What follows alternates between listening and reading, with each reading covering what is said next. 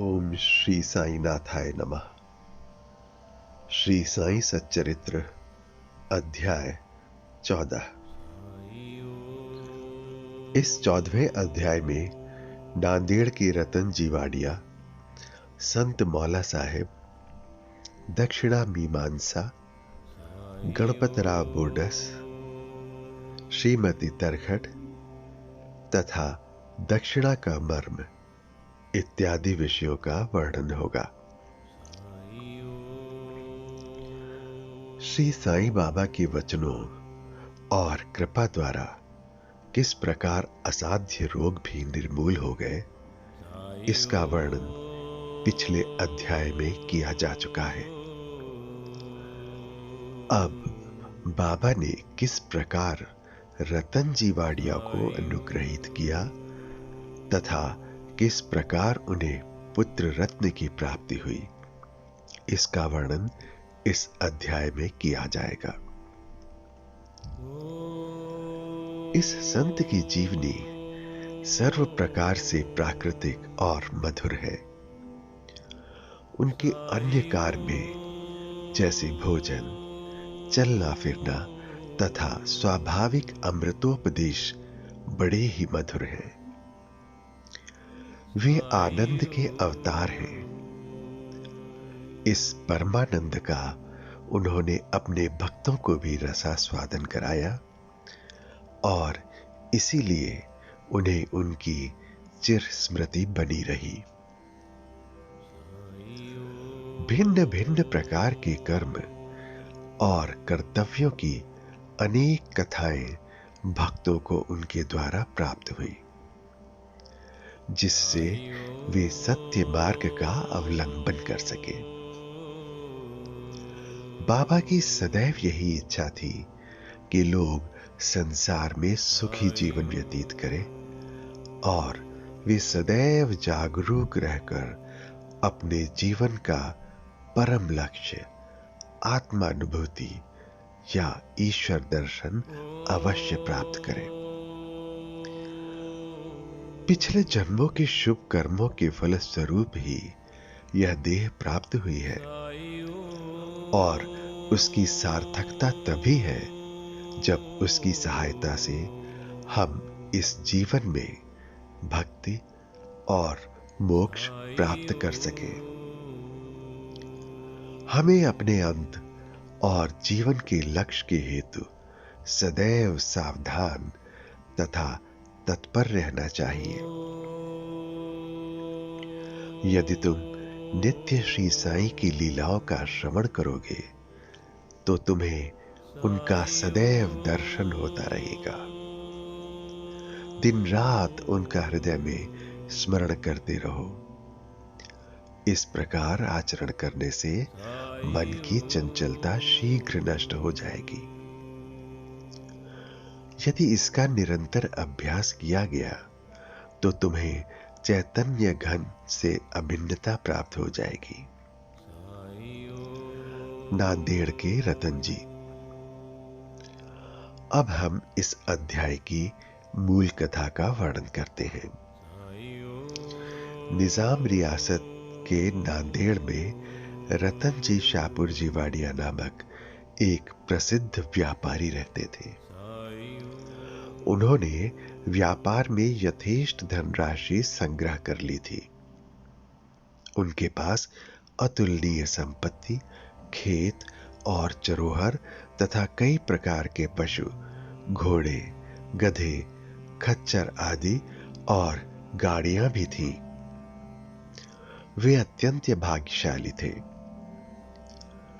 यद्यपि बाह्य दृष्टि से वे अधिक सुखी और संतुष्ट प्रतीत होते थे, परंतु यथार्थ में वे वैसे न थे।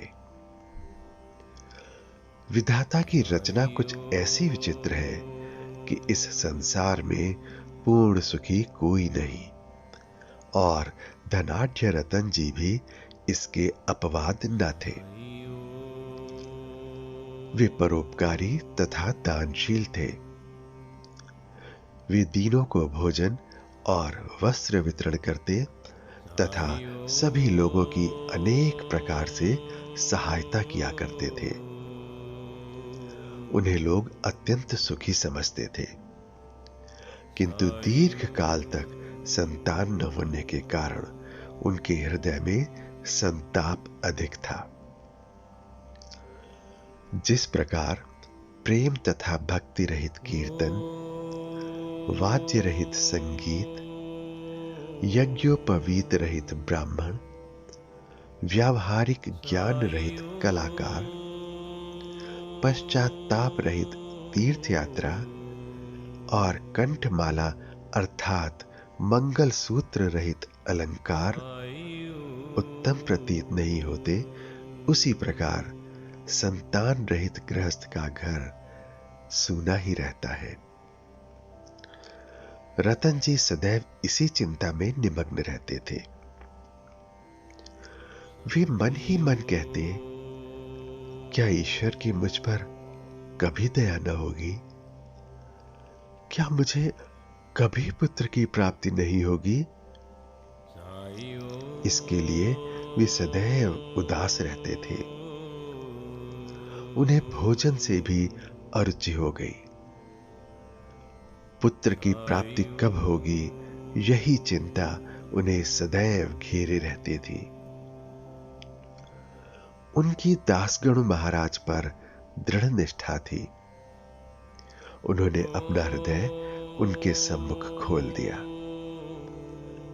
तब दासगणु जी ने उन्हें श्री साईं समर्थ की शरण जाने और उनसे संतान प्राप्ति के लिए प्रार्थना करने का परामर्श दिया। रतन जी को भी यह विचार रुचिकर प्रतीत हुआ और उन्होंने शिरडी जाने का निश्चय किया। कुछ दिनों के उपरांत वे शिरडी आए और बाबा के दर्शन कर उनके चरणों पर गिरे। उन्होंने एक सुंदर हार बाबा को पहनाकर बहुत से फल फूल भेंट किए। तत्पश्चात आदर सहित बाबा के पास बैठकर इस प्रकार प्रार्थना करने लगे।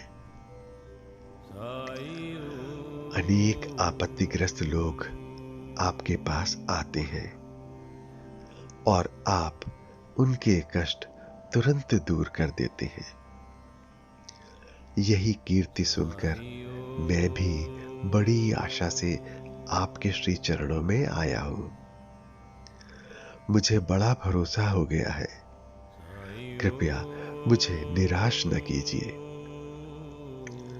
श्री साईं बाबा ने उनसे 5 रुपए दक्षिणा मांगी, जो वे देना ही चाहते थे। परंतु बाबा ने पुनः कहा, मुझे तुमसे 3 रुपए 14 आने पहले ही प्राप्त हो चुके हैं, इसलिए केवल शेष रुपए ही दो। यह सुनकर रतन जी असमंजस में पड़ गए।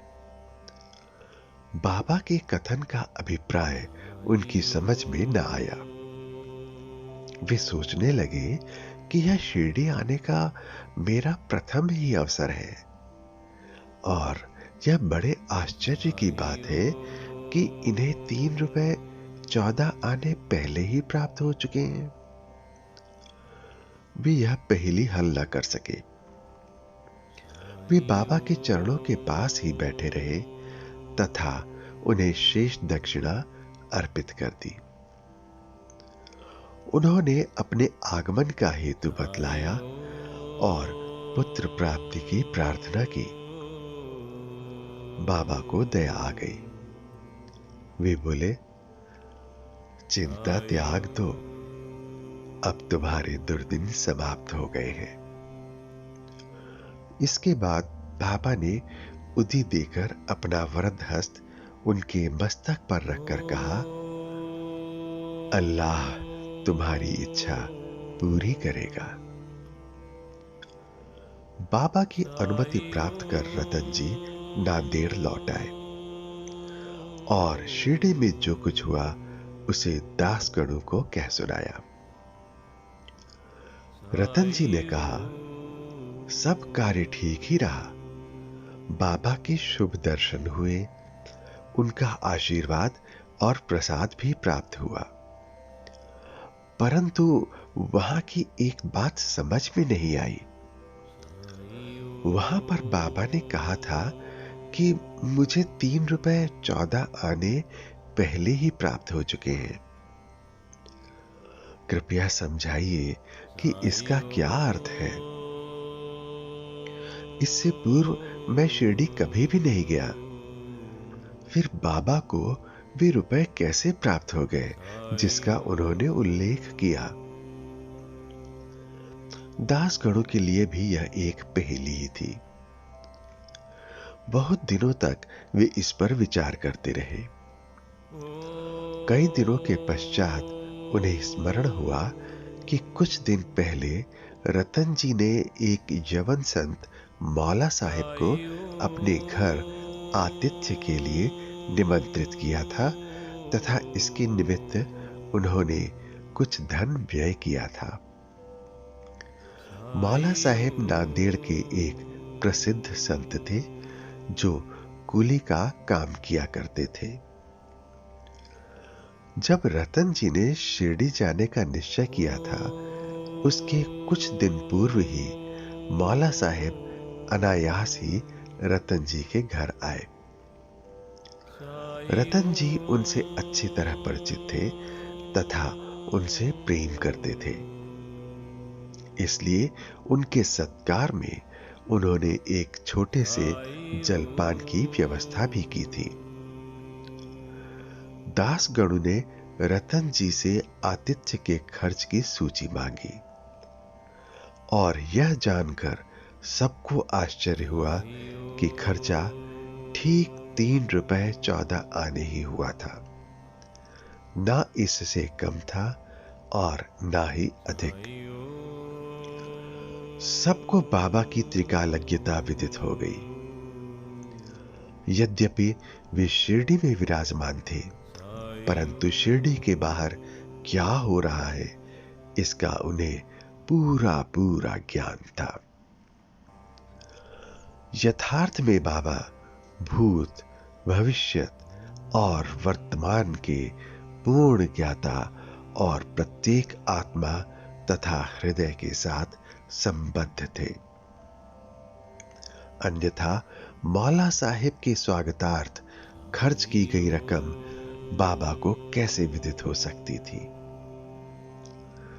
रतन जी इस उत्तर से संतुष्ट हो गए और उनकी साईं चरणों में प्रगाढ़ प्रीति हो गई।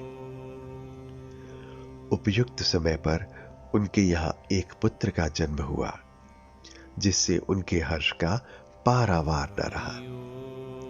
कहते हैं कि उनके यहां 12 संतानें हुई, जिनमें से केवल 4 शेष रहीं। इस अध्याय के नीचे लिखा है कि बाबा ने राव बहादुर हरिविनायक साठे को उनकी पहली पत्नी की मृत्यु के पश्चात दूसरा ब्याह करने पर पुत्र रत्न की प्राप्ति बतलाई। राव बहादुर साठे ने द्वितीय विवाह किया। प्रथम 2 कन्याएं हुई, जिससे वे बड़े निराश हुए, परंतु तृतीय बार पुत्र प्राप्त हुआ। इस तरह बाबा के वचन सत्य निकले और वे संतुष्ट हो गए।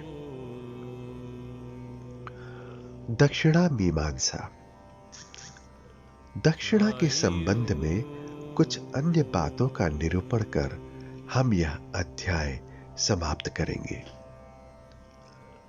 यह तो विदित ही है कि जो लोग बाबा के दर्शन को आते थे, उनसे बाबा दक्षिणा लिया करते थे।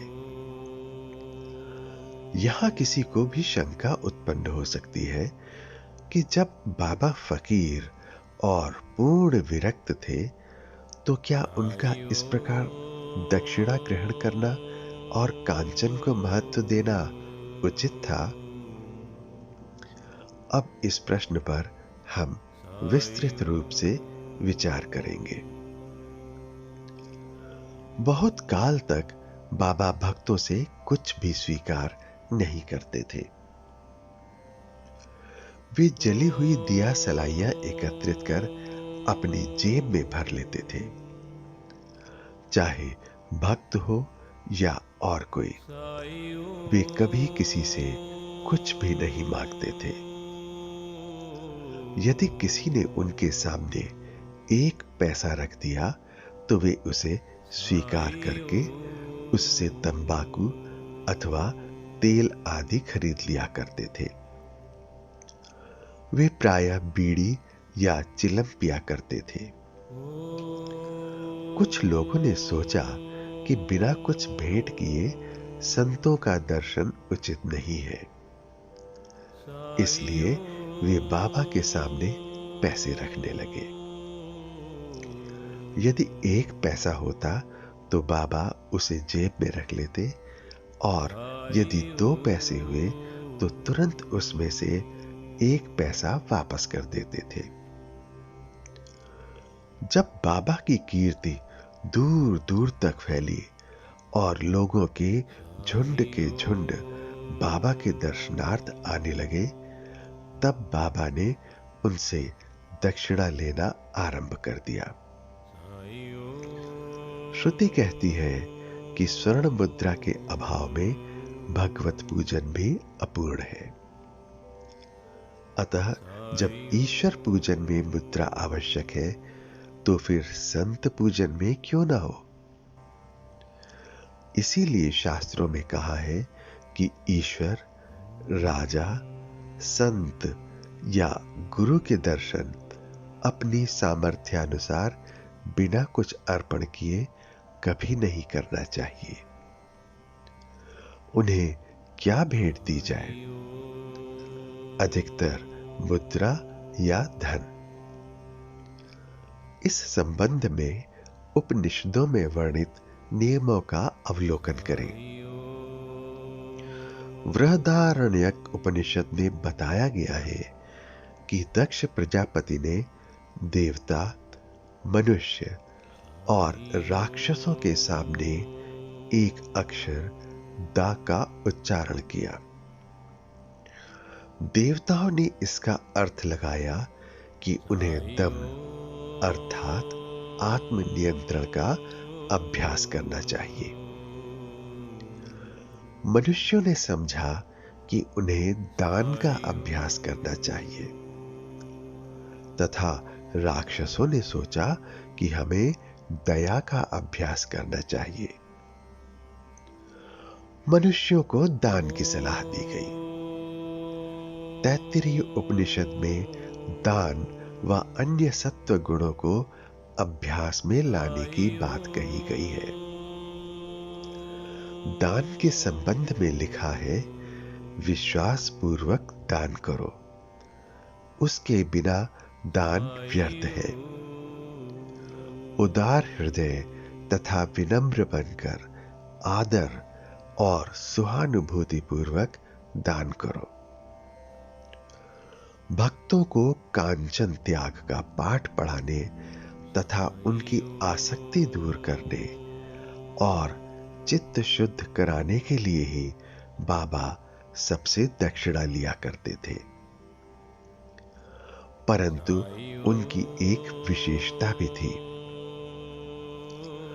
बाबा कहा करते थे कि जो कुछ भी मैं स्वीकार करता हूं, मुझे उसे 100 गुना से अधिक वापस करना पड़ता है। इसके अनेक प्रमाण हैं। एक घटना। श्री गणपतराव बोडस, प्रसिद्ध कलाकार, अपनी आत्मकथा में लिखते हैं कि बाबा के बार बार आग्रह करने पर उन्होंने अपने रुपयों की थैली उनके सामने उंडेल दी। श्री बोडस लिखते हैं कि इसका परिणाम यह हुआ कि जीवन में फिर उन्हें धन का अभाव कभी न हुआ तथा प्रचुर मात्रा में लाभ ही होता रहा। इसका एक भिन्न अर्थ भी है। अनेकों बार बाबा ने किसी प्रकार की दक्षिणा स्वीकार भी नहीं की। इसके 2 उदाहरण हैं। बाबा ने प्रोफेसर सीके नारके से 15 रुपए दक्षिणा मांगी। वे प्रत्युत्तर में बोले कि मेरे पास तो 1 पाई नहीं है। तब बाबा ने कहा, मैं जानता हूं तुम्हारे पास कोई द्रव्य नहीं है, परंतु तुम योग वशिष्ठ का अध्ययन तो करते हो, उसमें से ही दक्षिणा दो। यहां दक्षिणा का अर्थ है पुस्तक से शिक्षा ग्रहण कर हृदयंगम करना, जो कि बाबा का निवास स्थान है। एक दूसरी घटना में उन्होंने एक महिला श्रीमती आर्य तरखट से 6 रुपए दक्षिणा मांगी। महिला बहुत दुखी हुई, क्योंकि उनके पास देने को कुछ भी न था। उनके पति ने उन्हें समझाया कि बाबा का अर्थ तो षड रिपुओं से है, जिन्हें बाबा को समर्पित कर देना चाहिए। बाबा इस अर्थ से सहमत हो गए।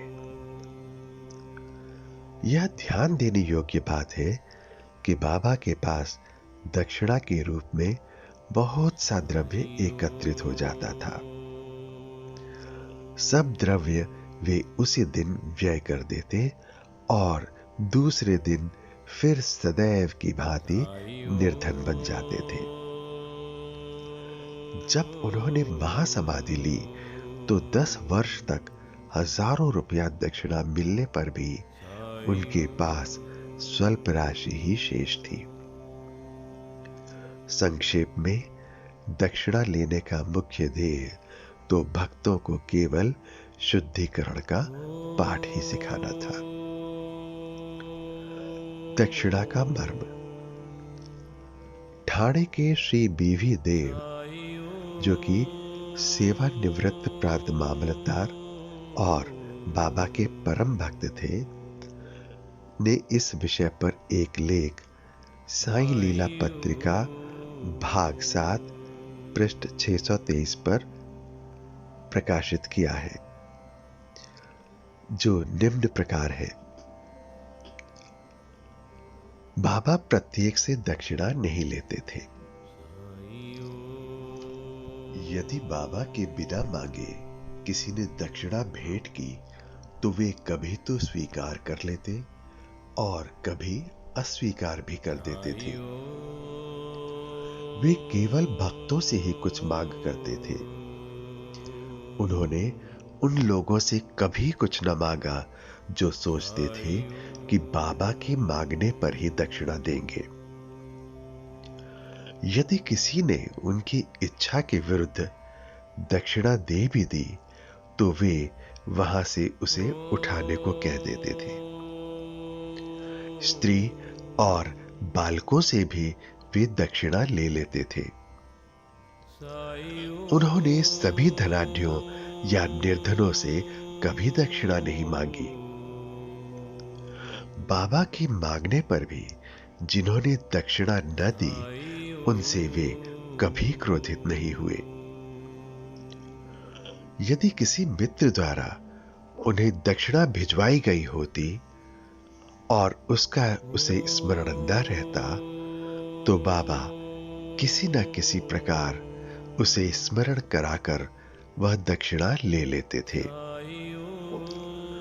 कुछ अवसरों पर वे दक्षिणा की राशि में से कुछ अंश लौटा भी देते और देने वालों को संभाल कर रखने या पूजन में रखने के लिए कह देते थे।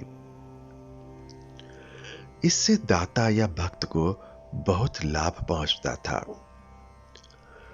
यदि किसी ने अपनी इच्छित राशि से अधिक भेंट की तो वे वह अधिक राशि लौटा देते थे। किसी किसी से तो वे उसकी इच्छित राशि से भी अधिक मांग कर बैठते थे और यदि उसके पास नहीं होती तो दूसरे से उधार लेने या दूसरों मांगने को भी कहते थे। किसी किसी से तो दिन में 3-4 बार दक्षिणा मांगा करते थे। दक्षिणा में एकत्रित राशि में से बाबा अपने लिए बहुत थोड़ा खर्च किया करते थे, जैसे चिलम पीने की तंबाकू और धूनी के लिए लकड़ियां मोल लेने के लिए आदि। शेष अन्य व्यक्तियों को विभिन्न राशियों में भिक्षा स्वरूप दे देते थे। शिरडी संस्थान की समस्त सामग्रियां राधा कृष्ण माई की प्रेरणा से ही धनी भक्तों ने एकत्र की थी।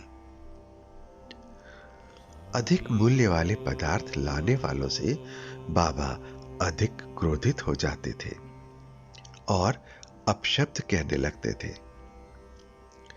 उन्होंने श्री नाना साहेब चांदोरकर से कहा कि मेरी संपत्ति केवल एक कॉपीन और टमरेल है। लोग बिना कारण ही मूल्यवान पदार्थ लाकर मुझे दुखित करते हैं। कामिनी और कांचन मार्ग में 2 मुख्य बाधाएं हैं और बाबा ने इसके लिए 2 पाठशालाएं खोली थी, यथा दक्षिणा ग्रहण करना और राधा कृष्ण माई के यहां भेजना। इस बात की परीक्षा करने के लिए कि क्या उनके भक्तों ने इन आसक्तियों से छुटकारा पा लिया है या नहीं। इसीलिए जब कोई भक्त आता तो वे उनसे दक्षिणा मांगते और उनसे शाला में अर्थात राधा कृष्ण माई के घर जाने को कहते।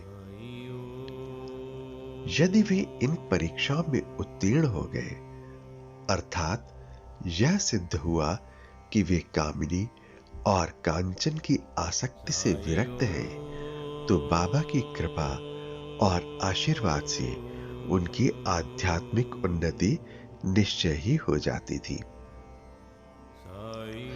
श्री देव ने गीता और उपनिषद से घटनाएं उद्धृत की हैं और वे कहते हैं कि किसी तीर्थ स्थान में किसी पूज्य संत को दिया हुआ दान दाता को बहुत कल्याणकारी होता है। शिरडी और शिरडी के प्रमुख देवता साईं बाबा से पवित्र और है ही क्या। श्री सद्गुरु साईनाथार्पणमस्तु। शुभम भवतु।